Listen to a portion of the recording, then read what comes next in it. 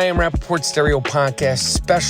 Special, excellent I Am Rapaport Stereo Podcast. Today on the I Am Rapaport Stereo Podcast, I am joined by John Spencer. He is the chair of Urban Warfare Studies of the Modern War at West Point and spent 25 years of active duty in the United States Army. His knowledge and experience makes him a top expert in the field, and he has joined us to discuss everything Israel, Hamas, Gaza, and beyond from a technical modern warfare point of view. I am so excited to have him on the podcast. I am so excited to share his knowledge, his studies, his information with you guys. Please take some time and listen to this I Am Rapaport Stereo Podcast. And like always, but more importantly than a lot of times, tell a friend to tell a friend about this particular episode with John Spencer of the I Am Rapaport Stereo Podcast. Miles Jordan, a.k.a. the Bleach Brothers, a.k.a. the Just Brothers. Start this puppy off with something real nice. Start this puppy off with something real loud. But most importantly, start this I Am Rapaport Stereo Podcast off with something real funky. Let's go. All right. I Am Rapaport Stereo Podcast with John Spencer. I appreciate you taking the time to join me, John. I did a little explanation of who you are and why it was so important and exciting and imperative to have you on the podcast. But can you explain what you do and who you are? I'll try, and like my ex-wife, so you'll cut me off.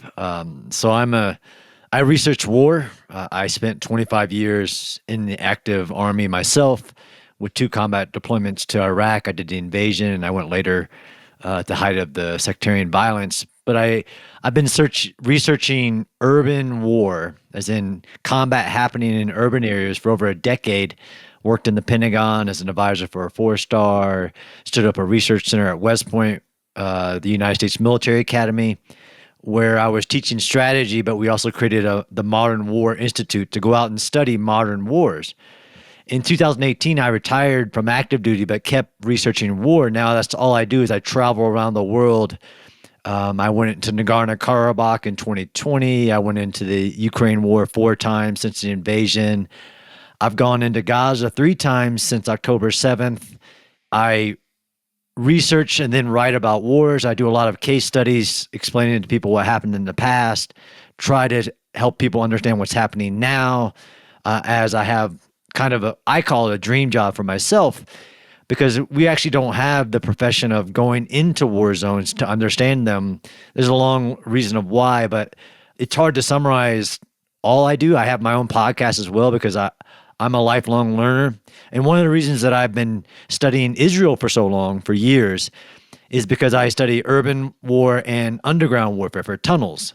So I've been going to Israel for years, studying everything from the Second Intifada, the battles of Jenin and Nablus, the 73 war, the Battle of Suez City, and the unique aspects of the IDF tunnels in northern Israel and southern Israel, the whole gamut, because they're uniquely, unfortunately, faced with frequent occurrences of wars and very contested urban battles.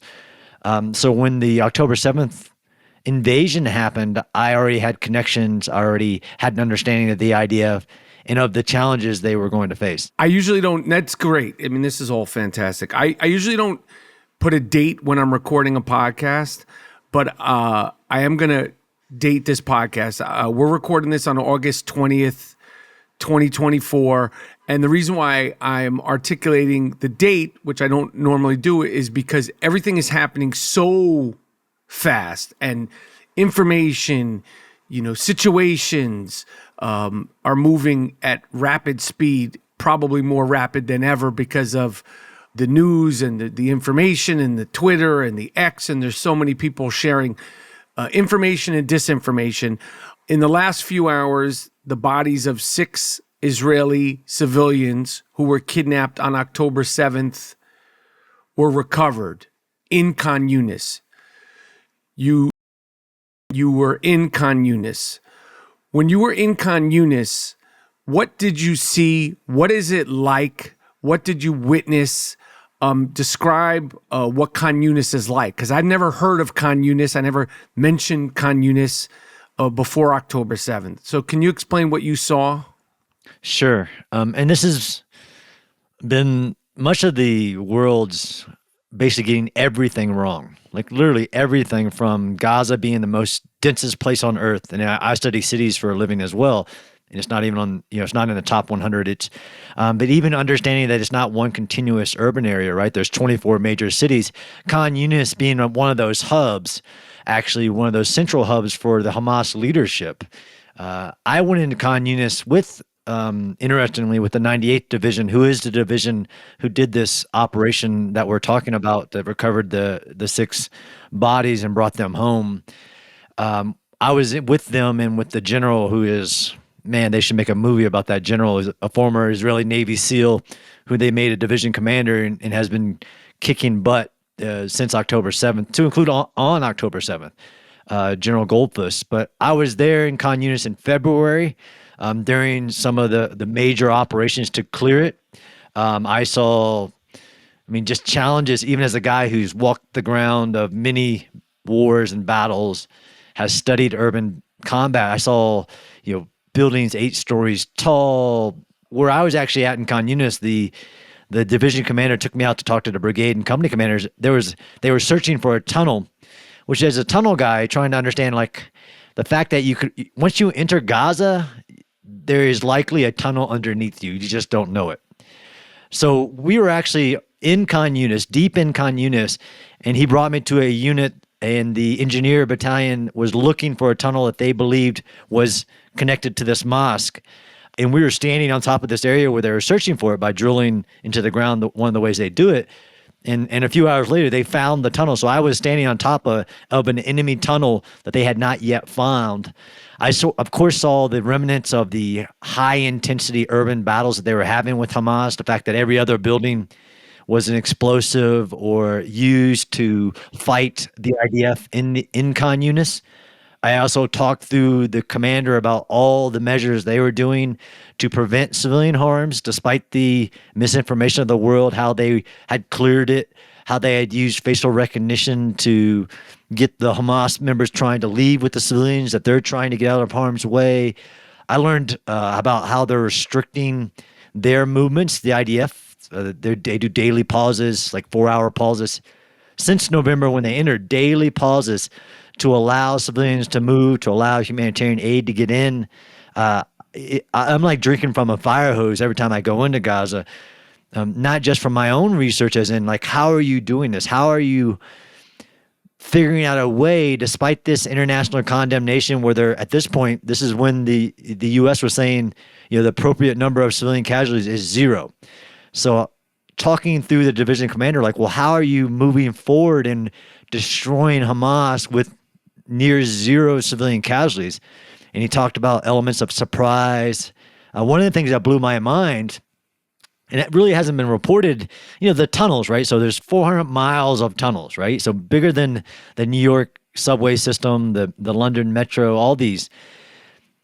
How do you deal with that has been a big challenge for the IDF, and would have been a challenge for any military, especially one without the capabilities of the IDF, which have more than the U.S. military have, like special units, dogs, and what they call the Yahalom, the weasels.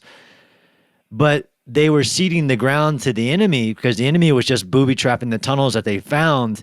Well, the 98th Division and the IDF figured out that they needed to get into the tunnels before Hamas knew they were there. So in Khan Yunis, they were using these elements of surprise to maneuver on the surface and underground at the same time. But to be frank, the balls you have to have to enter an enemy's tunnel and move on him without him knowing it, at the same time moving on the surface, has never been tried before by no military.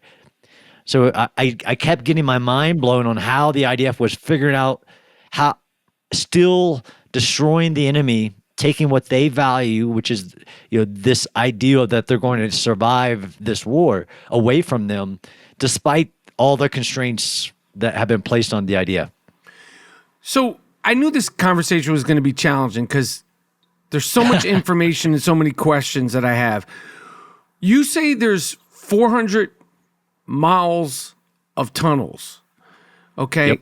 Now, I imagine that if somebody works in the subway system of New York, they don't know every single, route. I mean, maybe if they study it, they do.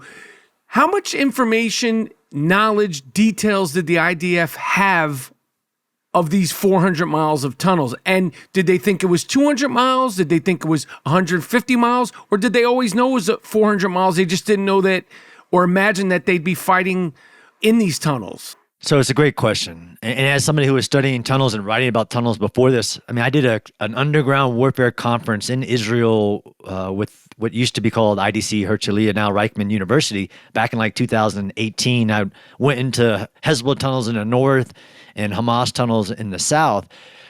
No, they did not know that there were 400 miles. Much of the estimates were like 300 miles, both from Hamas, who would publicly tell the world, we have this much, and IDF sources. But this is, again, going back to Israel did disengage from Gaza in 2005. And because of Hamas coming to power, the rockets put up the wall, there is an element, even though Israel has immense amounts of intelligence collection capabilities, that you just can't know. So yes, they knew Hamas was digging tunnels. They knew where some of the tunnels that Hamas was digging. There are many reasons for, even in the operations 2008, 2014, 2021, which I visited right after the operation called Guardian of the Walls in 2021, where the IDF were on all these operations targeting the tunnels. And even in 2021, they thought they had destroyed a certain percentage of Hamas's tunnels through aerial bombardments. Hamas learned from that, and they put in more blast doors within the tunnels that can stop the explosions. They put turns in their tunnels. I think it might even be more than 400 at this point, Michael. But once the IDF moved into Gaza, because some of this so the tunnels range from just below the surface, like underneath somebody's house, to over 200 feet underground. Right about 100 feet underground, there's no way you can reach them, and being able to detect them through aerial, through whatever, it's impossible. So there is some of this element of, no, the IDF didn't know how much tunnels were there. I mean, I think I was there in December, and I think you might have been there when they discovered that the Erez tunnel, right? The one that was 2.5 miles long, 160 feet underground. You could drive trucks through it. And it went all the way back into Gaza City and came up right before the wall, right outside the Erez humanitarian crossing point. They knew about a tunnel being around that area, but they didn't know the huge actual size of the tunnel. They've found tunnels, Michael, that go now underneath the Wadi Gaza, which is that river basin that splits north and west. Nobody thought that was possible. And they found 2 over a mile long tunnels connecting North Gaza to South Gaza. You can basically go into northern Gaza and come out in Rafah, basically. And that system wasn't all, like, the IDF didn't know. And to be honest, they still don't know, right? So this is, as of this week, they're finding mile-long tunnels because they're at a depth that is impossible. Some of the combat has covered up tunnel entrances or shafts, as we call them. I mean, they found over 50 now along the border with Egypt in the Rafah area, some that you can drive trucks through. This has been the challenge of how do you fight in this environment, and then what do you do about the tunnels once you find them, right? Because that's been a huge challenge as well. Like, how do I even destroy these tunnels? They've tried everything from, pumping in seawater and fresh water to try to flood the tunnels, using explosives. It's a what we call a wicked problem. There's no solution. And the IDF are still searching daily for tunnels, and they have found many of the big important tunnels, but they're still discovering them. I am Rapaport Podcast.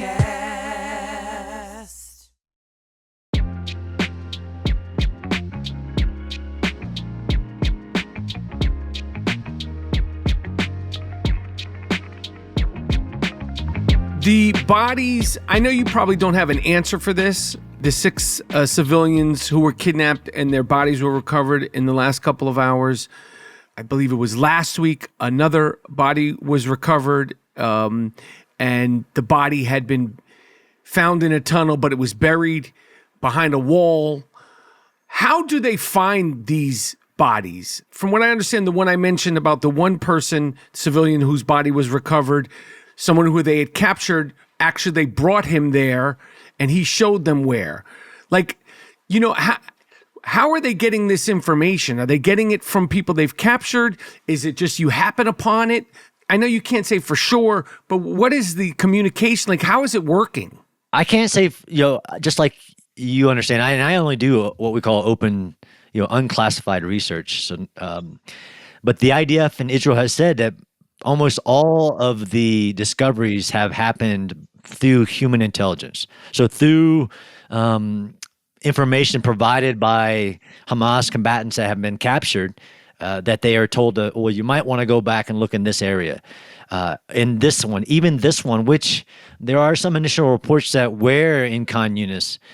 If you remember when the humanitarian zone, the Al-Mawasi humanitarian zone was expanded, that this tunnel was within the humanitarian zone. So you get to like, why are we still discovering things?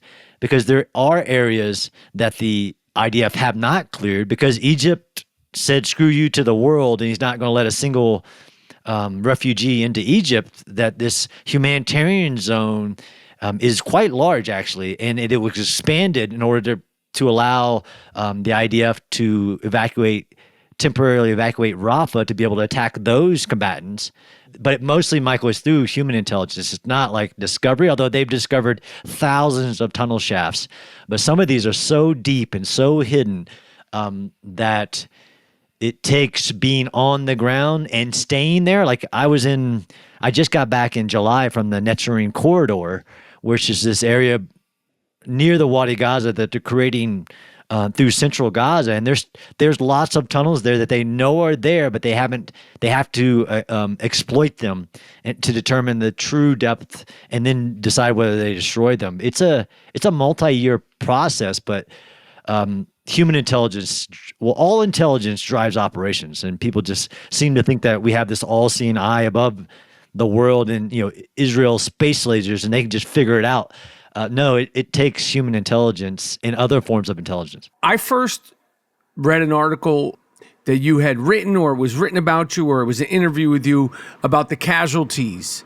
And it was like mind-blowing because the numbers that are being thrown around, they're not detailed. They'll say at one point it was 20,000 people were killed in Gaza. Then they say it was 25,000 people were killed in Gaza. And then they'll say 30,000 civilians were killed in Gaza. Or sometimes they'll just say 40,000 were killed in Gaza. That's the most recent number. And when you were articulating and asking for and discovering the details and explaining the details of those numbers, it was like, of course, Hamas has been killed. Of course, there's been civilians killed. Of course, there's been people that are not officially in Hamas that have been killed. Of course, old age has a factor.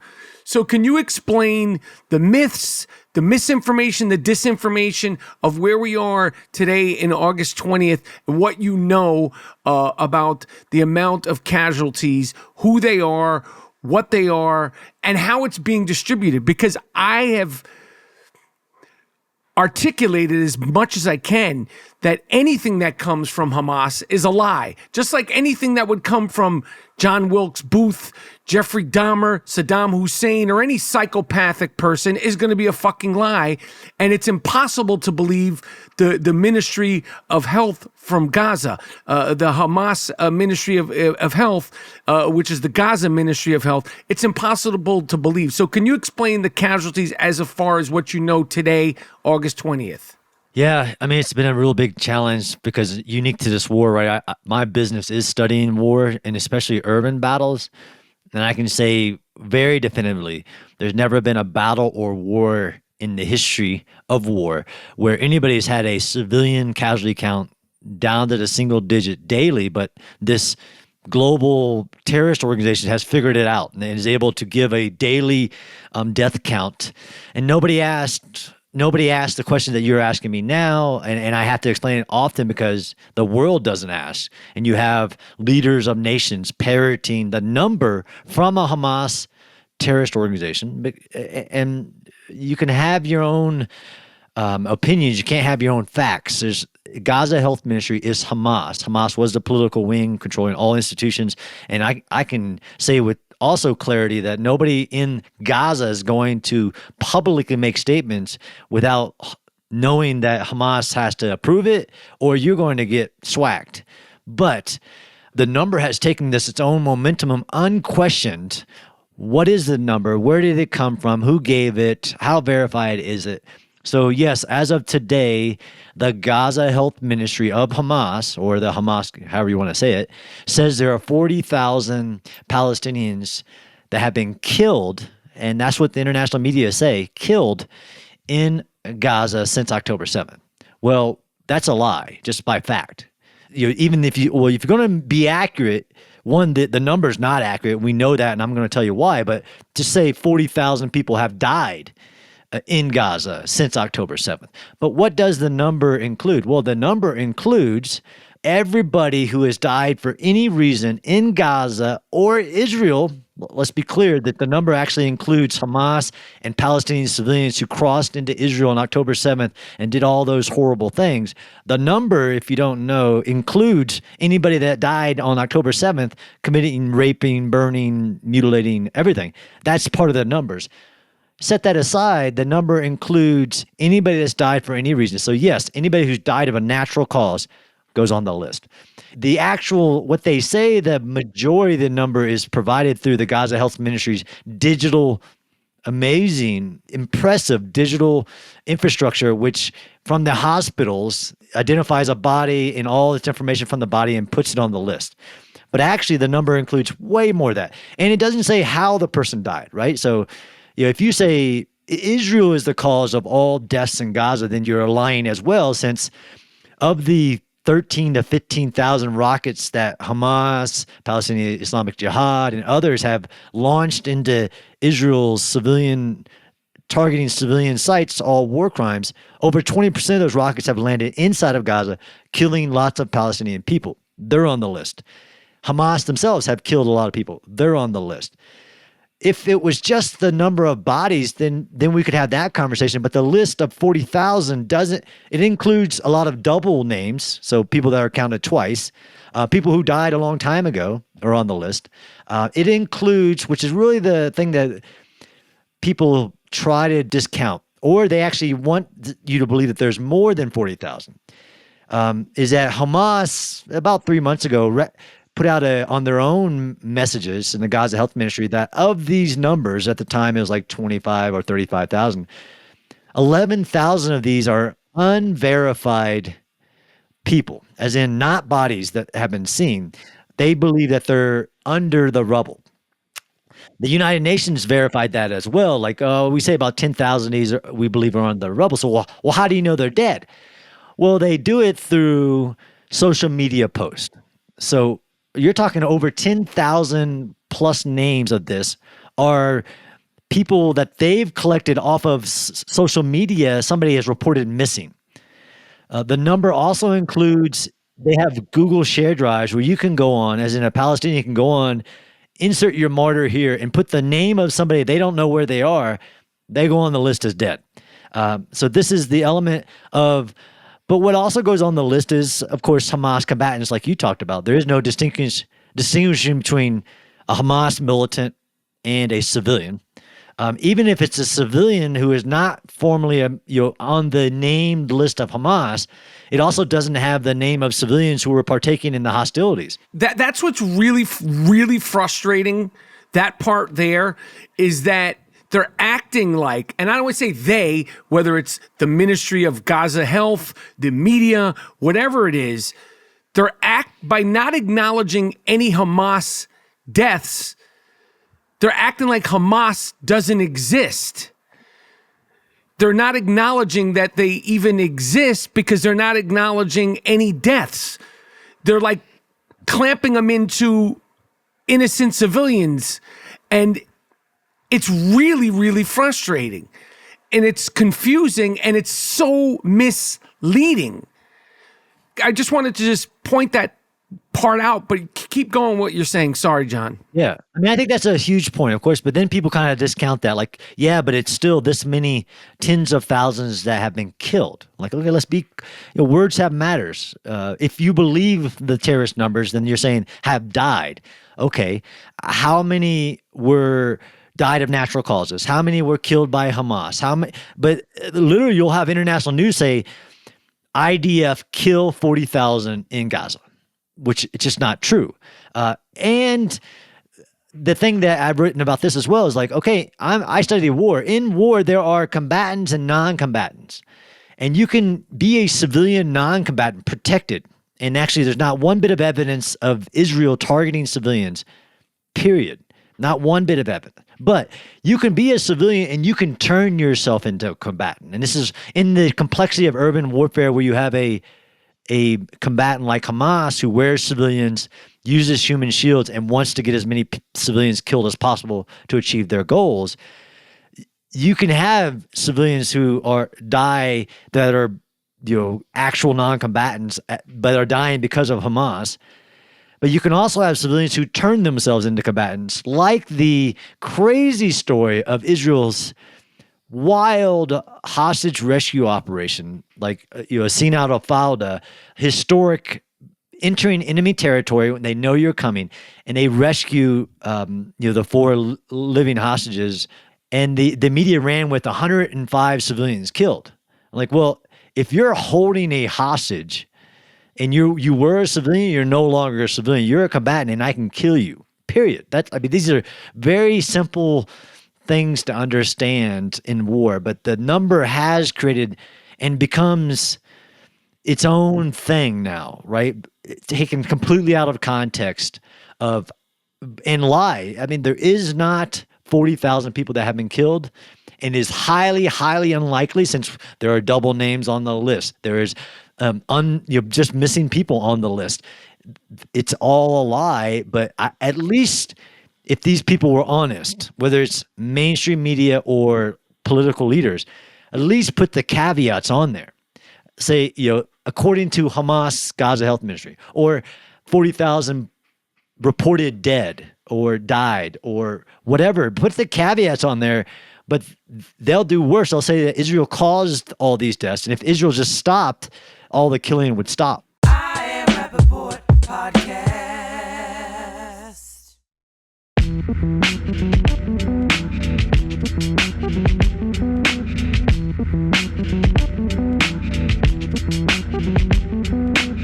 This is a 2-part question.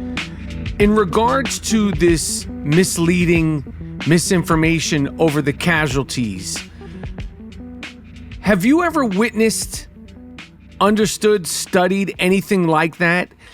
And the second part of the question is, how is this urban war different from other urban wars that you've studied? Like with Russia and Ukraine, are they able to keep track? Is that part of the reporting of Russia and Ukraine? How many people have died? I don't understand. Like you said, I don't understand how they have, they'll have 7 people died, 109 people died, and they have it immediately. And there was that report, I don't even remember when it was, November. The hospital was bombed, and immediately, while the fucking place is still on fire, 500 people died, whatever they reported. And it turns out it's never that. But has that been part of another war that you're aware of? No. I'll give you an example where there was one instance, and weird. It was Al Jazeera. But there has never been a war that you knew the number daily down to a single digit, or where there's never been a war that I've ever studied where the world asks, well, what's your civilian to combatant ratio? Because we haven't talked about that yet, right? So, the fact that Israel says they've killed 17,000 combatants, of your fake number that you have, Israel says they've killed 7. If we're going to take a terrorist number, why can't we take Israel's number? But nobody's ever asked in a war, while it's happening, what's your civilian to combatant ratio? And that really means whether we should allow you to continue, basically. Never happened because of the context of the way the law of war works, proportionality, necessity, all of this. It isn't quantitative. It isn't a number. It is, are you doing everything humanly possible to prevent civilian casualties? And I've written those, as you know, articles on showing all the things that the IDF and Israel are doing that no military in the history of war have ever done to prevent civilian harm. But your question is, has it ever happened before? Not at this speed, for sure. Now we're getting down to, and it's after that I can't say the name, that hospital you're talking about where, there was a report that Israel bombed the hospital and it was a parking lot and it was the Palestinian jihad.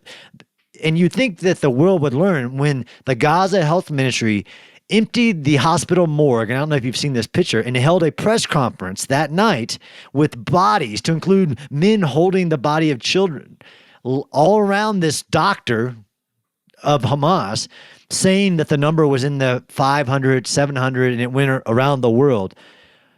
That you think the world would learn, but now it's actually gotten worse because now every day you see, and they know the number within hours. That's never happened where you have a strike or an operation and from within the combat area, you know the exact number of civilian casualties. And they're all civilians, right? None of them are combatants that Israel was targeting, nothing. So it's now we're in a new space where they know the number within hours and it runs around the world by international news. There's no fact checking. And they might say, Gaza sources report. Like, who is your Gaza source? It is Hamas. There was one instance back in the day in the first Battle of Fallujah. I don't know if you remember that. In April of 2004, 4 American citizens, contractors were killed, burned, dismembered, and hung from the city bridge. It went around the world. So the U.S. Did an operation to get those who did the attack. And Al Jazeera was sitting at the hospital airing photos of children that had gotten harmed and coming up with a number of civilian casualties. And it caused the U.S. military to be defeated in the first Battle of Fallujah. And then 6 days into the battle, they had to stop because politically the Iraqi government was going to disband and a bunch of issues. I call that the Fallujah effect. But what we've seen on Gaza, it's a whole different level to include, which is really messed up, is that the world, I was hearing it last night at a very big conference, that the world just parrots the number provided by Hamas, no matter what it is, the fact that it has tens of thousands of missing people, double names, people died of natural causes, and they run with it to invoke emotion that Israel is doing something intentionally illegal, disproportionate, when it's all a lie. So let me answer the second question, Mike, on the urban battles that happened in Gaza. Has anybody ever had? I've written this too, is like where everybody wants something to compare it to. There's nobody that has faced the challenges that the IDF have faced in Gaza, let alone this Israeli standard that they're held to. It's not a law of war standard. It's an Israeli standard. I've come to find that out. Like, it's not a standard that Western militaries are held to. It's just crazy Israeli standard. But just the context of the military challenge. So over 250 hostages, a combatant of 40,000 plus militants who had prepared urban defenses for 15 years with 400 miles of tunnels, launching rockets over the heads of the military. Nobody has faced this challenge at the scale and complexity that the IDF had to face to achieve their goals. I found one example that I talk about often from the Battle of Manila, but really nobody has faced this level of a militant military.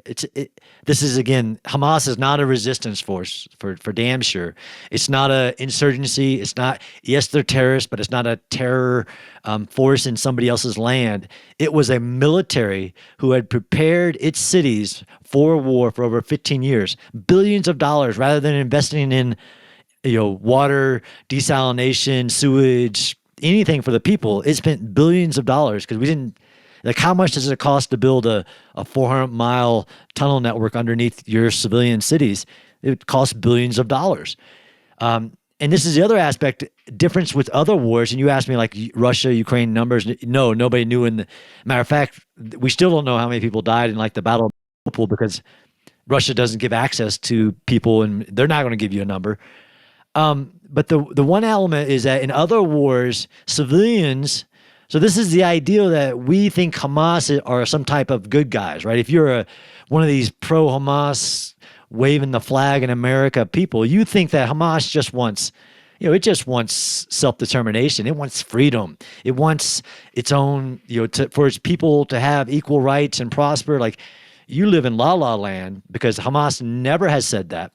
And one of the examples is that of the 2.2 million Palestinian people in Gaza at the start of Hamas's war when it invaded Israel, all 2.2 million could fit in Hamas's tunnels with ease. And in other worlds, you see that, right? Why does Israel have bomb shelters? Why does the civilians in Ukraine go into the tunnels as Russia is attacking? Because it's where you stay protected. And not one civilian, well, actually, there are a few civilians that have been allowed in Hamas's tunnels that are actually the family members of this rat, Yahya Sinwar. But other than that, not a single civilian is allowed in Hamas's tunnels. Do you think that the IDF knows where Sinwar is? I mean, with all these tunnels, it's been 10 plus months, all the information, they've been down there. Do you think they know? My theory is that they know where he is. This is what I hope that is happening, that they know where he is and they just can't eliminate him because he's surrounded by hostages. Is that like hopes and dreams? Like, I mean, it could be. I think it's, so I try to deal with like likelihoods because, we just don't know. I think it's highly unlikely. Understanding even what the crazy operations that the IDF have been able to pull off on killing Mohammed Def, right? The founder of Hamas's military, a guy who has been hidden for decades, and to be able to get to and kill that guy, to kill, Hania, whether it was done or not. I personally, my opinion is that they don't know where he's at, that he's hiding within the humanitarian zones. I think he's still in Gaza. I do believe that he is protecting himself with hostages. But I personally, understanding how, this is the ideal of how powerful you think the IDF and Israel is in intelligence, while they have done some crazy historic stuff. I personally don't think that they have that level. They don't know right now. I mean, this is like the example of, even though they're there, right? So this is, if you count up all the divisions currently in Gaza for many reasons, to include international condemnation saying you can't go into Rafah, you can't use that much force. Technically, if you count up all the divisions, there's only about 3 divisions actively in Gaza right now, and that's 30,000 soldiers. Again, how you count it up, but 3 divisions, 30,000. And if you drive, as you have, like the 252 and how the stretch of Gaza, which is 25 miles, but when you go in there, again, that's when I went into Khan Yunis and look around at the density of the urban areas. In some areas, it's like the idea that you could have this all-seeing eye with that limited amount of force, even though you can see stuff from above, but this is, again, 400 miles of tunnels. Why can we have a video of Yahya the rat walking through the tunnels of Khan Yunis back in like October, November timeframe? I don't know if you've seen that video, but yeah, I did. I think he is surrounded by the humanitarian zone, has hostages with him, but I don't think the IDF know where he is exactly. But I could be wrong. The term human shields has been, you've mentioned it already. When we were talking about Israel, talking about Hamas, it keeps coming up. Hamas uses human shields. Hamas uses human shields. And some people, think, oh, what do they, like actually have like a person in front of them? Like, what does that mean? They use human shields. What does it mean in every single way possible? Yeah. So I actually teach a course, the only course in the world at a certain level to teach militaries urban warfare and large-scale operations, and I was using Hamas as the example of human shields. As in, it's a practice of where a combatant who doesn't follow the law of war will put civilians in front of them like a shield, but not like physically in front of them, although they do that as well. But put them in front of them because they're a protected population so that the attacking military has to constrain itself where it goes, what weapons it uses, what tactics it uses, because the combatant is hiding behind or underneath, in Hamas's case, behind the civilians. It's usually combined with what we call lawfare, where, in the law of war, you have protected population as in civilians. You can't target civilians. You have to do what's called a proportionality assessment of, even if you know the enemy's there, it has the amount of civilians that become collateral damage has to be proportionate to the military advantage of the military thing you're targeting. But there's also protected sites. Like, why did Hamas turn every hospital, everyone in Gaza, into a military headquarters? Because they're protected.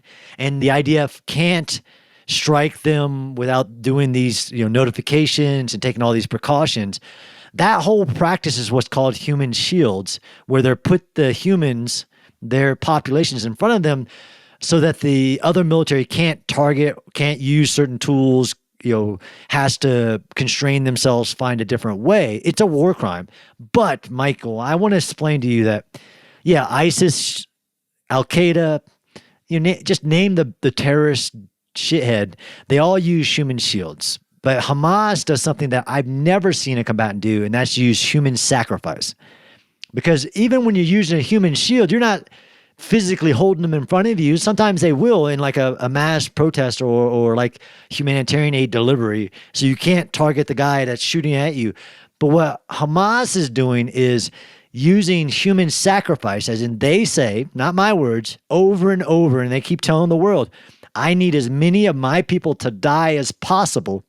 So it's not just by words, by intent, but also by the actions that they do. They're trying to get as many of their population killed to achieve their political goal, which is the destruction of Israel and the death of all Jews. Again, not my words, their words. I've never seen a combatant who uses human shield and human sacrifice. The Japanese didn't do that. The Nazis didn't do that, where they say, I need all of my population to die so I achieve this, sick religious ideology of martyrdom that achieves my goal in the afterlife, where Israel is destroyed later. But this is why, every hospital, every school, every UN facility has Hamas underneath it, and they do things like keep civilians from evacuating. They are trying to get their population. They're not trying to, I actually heard it yesterday too, if Hamas really cares about the people, they'll do this. Well, when has Hamas ever said they care about the Palestinian people? Matter of fact, they have publicly, repeatedly said they do not care. It's not their problem. They actually said, that's the UN's problem. I need as many of these people to die. That's different, Michael. So human shield, very, very unfortunately war crime, but very common, let's say, with terrorists. But human sacrifice, that's unique, and this is where you get to an irrational actor and all these ideals of what can be done in Gaza. The only thing that can be done is to cut that cancer out of that area so that you can have something that actually does care about the people be put in place. I am Rapaport Podcast.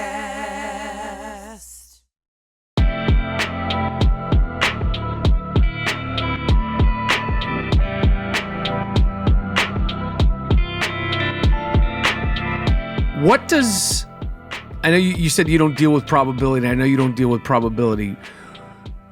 What does winning the war look like for Israel? And what does winning the war look like for Hamas? I know there's been discussions in this negotiations about Hamas raising a flag near the Egyptian border, and that's a sign of winning. What is winning and losing? And what does winning and losing a war in general look like? It's not a basketball game. It's not a football game. How does Israel declare winning this war? We've obviously, done destruction and neutralized so many different things, but what does winning look like for Israel? What does not winning look like for Israel? Yeah, it's a great question. And actually, it was something that people struggle with, even within militaries and governments. And I taught that that was one of the classes of strategy was what is winning. And we have what's called decisive victory, and we have all these definitions. I have a foreign affairs article coming out where I'm trying to argue that Israel is absolutely winning in Gaza, but that doesn't mean they're going to win. And by definition, we have to assess, okay, we have a war. It has a start date. So I don't care what people say. That this started on October 7th when Hamas invaded Israel and committed its atrocities and took hostages back into Gaza. On October 8th, Israel formally declared war against Hamas. Hamas never actually publicly stated its goals of the war, right? This is how I'm going to tell you who's winning is based on the goals, strategic goals, we call them, the goals of the nation, or in Hamas's, the political apparatus. Because war is the pursuit of political goals. In this war, you have to assess who's winning based on both sides' goals, right? So Hamas has a grand strategy to destroy Israel, right? What it was trying to do on October 7th was to destroy Israel, and it thought that a lot of people were going to join. Come on, guys, and some did, and some didn't. And it was defeated because of a lot of brave Israelis who stood in the door. But the war on October 8th, Israel said, I want to return the hostages, I want to secure the border, and I want to destroy Hamas. And these are the three metrics of Israel. On Hamas's side, on October 8th, when now Israel is declaring war against them, their goal of the war, which is really easy to define, and the measure. Hamas's goal on October 8th was to survive Israel's counterattack, period. That's it. Survive it. So if they survive the war, as in they remain in political or military power in Gaza, they have won the war. So on the other side, for Israel to win the war, it has to return the hostages. So how's it going? Unfortunately, so 146 hostages have been returned, 105 remain in Gaza. Securing the borders. Israel secured the border rapidly, but also is building a massive buffer zone around Gaza. And they've uniquely to war as well, Israel has secured the complete area around the war zone, as in the Rafah crossing, the Egypt to Gaza crossing, where majority of the weapons that built this Hamas military came from.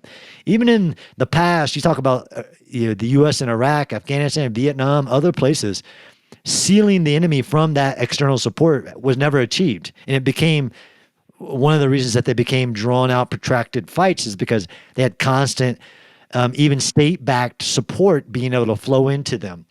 Israel has secured the border. But then you get to this last thing. It's like, well, are they being successful at destroying Hamas? And what does that look like?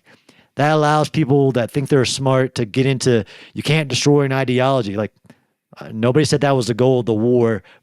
The goal of the war is to definably destroy Hamas, remove them from power. That can be further defined, though, as removing their capabilities militarily, like rockets, tunnels, manufacturing capabilities, large weapons caches, all of this. Hamas leadership of the military, the actually organized formations. Israel has destroyed Hamas's military wing to where it's a fraction of itself. It's a guerrilla force now that is much weaker every time Israel goes back into places. Hamas is still a political power, though.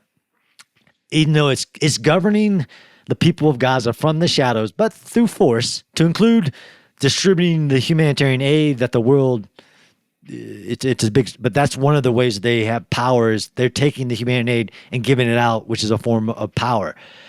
For Israel to win, so I think Israel is winning. Like they've destroyed the military, they've returned over half the hostages, they've secured the borders. Hamas is on the run. The rat is in his tunnel, and they're pursuing the goals despite the constraints that have been put on it. Right, war is never fought without constraints. In the world and Israel's, the complexity of Hezbollah attacking on October 8th, Iran attacking on April 13th. The Houthis attack. So there's a lot of complexities here. So the fact that Israel has achieved what it has so far is actually quite impressive. But in order to win, Israel has to replace Hamas with another power. Because Destroying something means that you not only make it so it can't do its assigned mission militarily, like attack or defend, it can't reconstitute itself. So that will be the definable metric of is Israel winning. If Hamas plays the insurgency game, right, it becomes an insurgency. And there's this thing in insurgencies where they say, you have the watches, I have the time, kind of like the Taliban did. Went and hid in Pakistan, would come across the border, fight for fighting seasons, and go back. And then once the U.S. gave up, they seized power. We were defeated by definition because what we were trying to remove quickly returned to power. So if in Israel, if for some reason, and there are many reasons, Israel decides that it cannot consolidate the gains that they have achieved, they would have to emplace a different power, and it probably won't be good guys like the Palestinian Authority or something else that keeps Hamas from ever gaining political or military power, which some people don't understand. Even Hamas has come about like, well, we might let a technocratic government come in here and be the political power, but we want to maintain some military power, which is, some people call it the Hezbollah model, right? Because Hezbollah is a force in Lebanon, which is also a part of the political party, but it's separate than the government, although it's a big part of the government as well. But in order for Israel to win, it has to make sure that Hamas never governs the Gaza Strip again and never gets military power to conduct attacks again. Rockets, suicide bombers, nothing. For all that Hamas has to do at this point is survive, as in survive as either a military or political power. And it can say, we attacked Israel, and through Israel, the United States, and we survived. It will also win because it will validate Iran's strategy of using its proxies to attack Israel and the United States through this proxies, Hamas, Hezbollah, Houthis, Shia-backed groups in Iraq. It will validate Iran's greater grand strategy to eventually destroy Israel through Hamas and its proxies. So pretty clear for me, where you get all these so-called academics who say that you've driven up the support for Hamas in the Palestinian people. One, that has nothing to do with the definition, because I can guarantee you, and they're just using the wrong models, right? So I would use like a World War II, like German Nazi army, the Nazi government, or the Japanese. I'm sure if you polled the Japanese people during World War II, you had 100% support for the emperor. The support of the people really matters in counterinsurgencies. This war is not a counterinsurgency. There's no other power that Hamas is resisting within Gaza. The IDF is attacking as the military who is fighting a self-defense war against Hamas. So this is where people say, well, you can't destroy terror this way. Yes, after Hamas is defeated, Israel will also have to be a part of backing the new power, whoever it is. If it's the Palestinian Authority or somebody else that has a different name, they'll have to back them with power. They'll have to start de-radicalization, as you know, and I know, and it freaks me out when I watch like a Palestinian media Sesame Street teaching the children of Gaza to be terrorists. I mean, it's wild. So all this post-conflict stuff, de-radicalization, disarmament, demilitarization, reconciliation, there will be members of the Hamas institutions that will have to be put into the new government, but it won't be Hamas. The world's kind of lost its mind or forgotten what war is. Israel's winning, but it's up to Israel whether it ultimately wins. Man, that's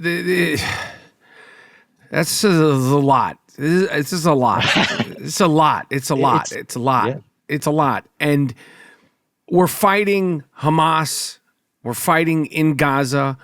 Israel is being attacked daily by Hezbollah, which is a proxy of Iran. Is there an end to this?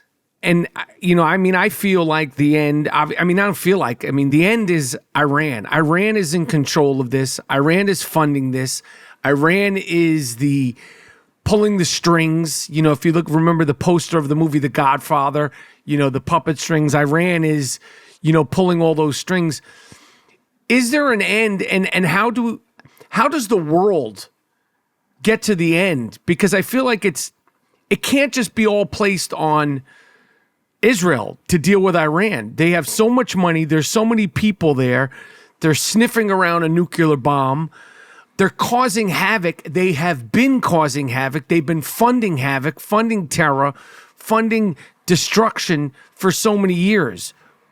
How do we, the world, the civilians, the civilized people, get to the end, which is somehow squelching Iran once and for all and getting them into 2025, and focusing on life and prospering and living as opposed to destruction?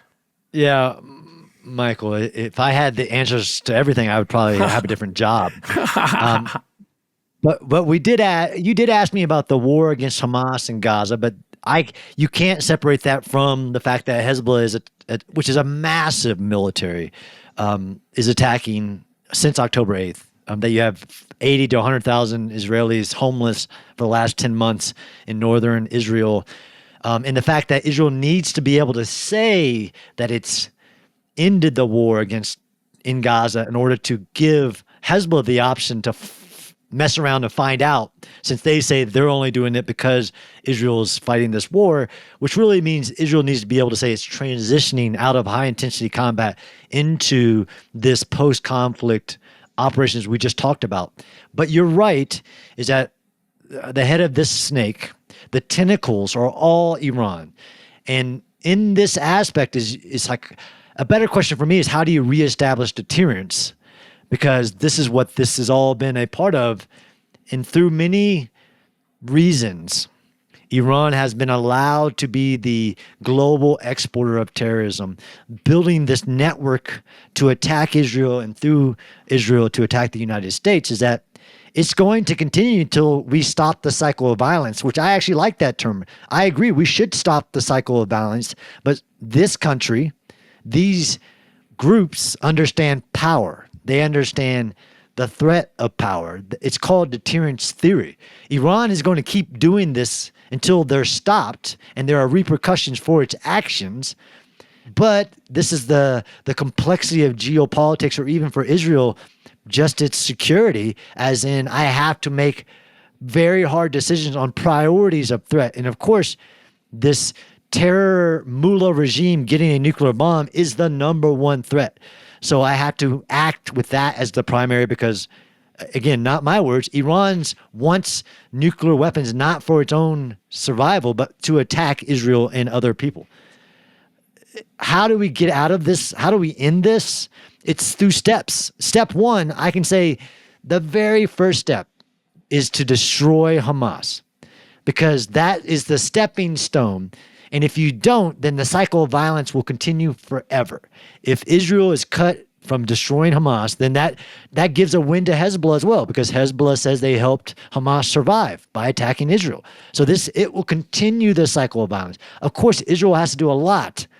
And October 7th changed Israel forever. It changed the world. Israel will have to do a lot in its both defense and offense and everything, in its security.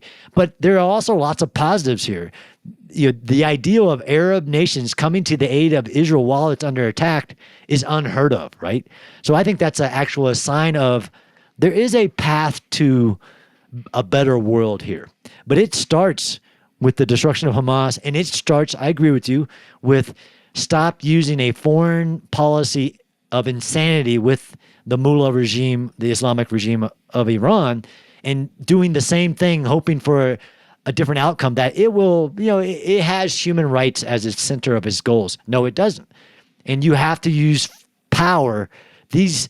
Iran, or the Islamic regime of Iran, all its proxies only understand power, and they understand the threat of power, which is called deterrence. So if we keep, and this is how we got here, and we have to change course, and we have seen some of that. But yes, you have to deal with Iran eventually, to include never letting it get a nuclear weapon.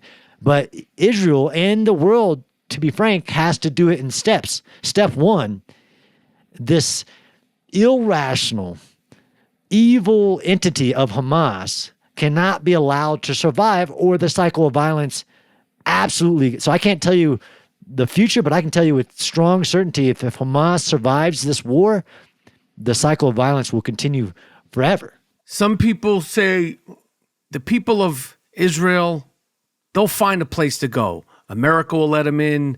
This place will let them in. Just let them have it. Just let Iran have it. Just let Egypt have it. Just let Syria have it. It'll be so much easier if Israel doesn't exist. Aside from the heartfelt reasons, aside from the logical reasons, why is it imperative that Israel actually exists? You know, Biden said something. He said, you know, if there wasn't Israel, we'd have to build another Israel. And what I got from that was something needs to be there. Why is it imperative that this must be stopped and that Israel exists? Yeah, I mean, it's the only homeland of the Jewish people. It is. I mean, there are lots of reasons, and I know that you cover a lot of them. It is the home of the Jewish people. It is a sovereign nation under the construct in which the entire world works under. So all these people that try to rewrite history of what happened, Israel was the sovereign nation given to the Jewish people for a Jewish state, just like every other sovereign nation in its history, in its complex histories. You can't go back and rewrite history. Israel is the nation of the Jewish people. It will always be the nation of Jewish people. And despite Iran, it ain't going nowhere. All these useful idiots that are trying to push all of this, that to me is almost like, that's ridiculous. And the fact that Israel is so strong, I think it should be, put in the face of these people. If you think Israel's going anywhere, then you have a very sad life. But it's a sovereign nation of the Jewish people. It ain't going nowhere. It survived many, the Roman, you name it. It ain't going nowhere. And it's actually stronger than it's ever been in its life. And we've seen that since October 7th. So if that's your hope, that like these evil terrorists, that your hope is that Israel is erased off the map, and you're going to lead a sad life for the rest of your time on this earth, because it ain't going nowhere. It's stronger than it's ever been. It has the right to be the home of the Jewish people. You're not going to go back and rewrite history. It has sovereign borders.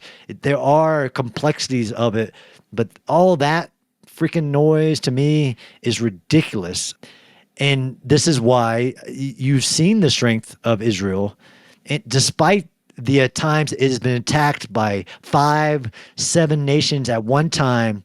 And I actually got this from studying Israel. It was like, it's survived many empires, many attempts to erase it and the people from the planet. It ain't going nowhere, and it's actually stronger than it's ever been. So I feel really bad for those idiots. John, the last question I'm going to ask you is, I know you're always studying, you're learning, you're explaining, you're sharing.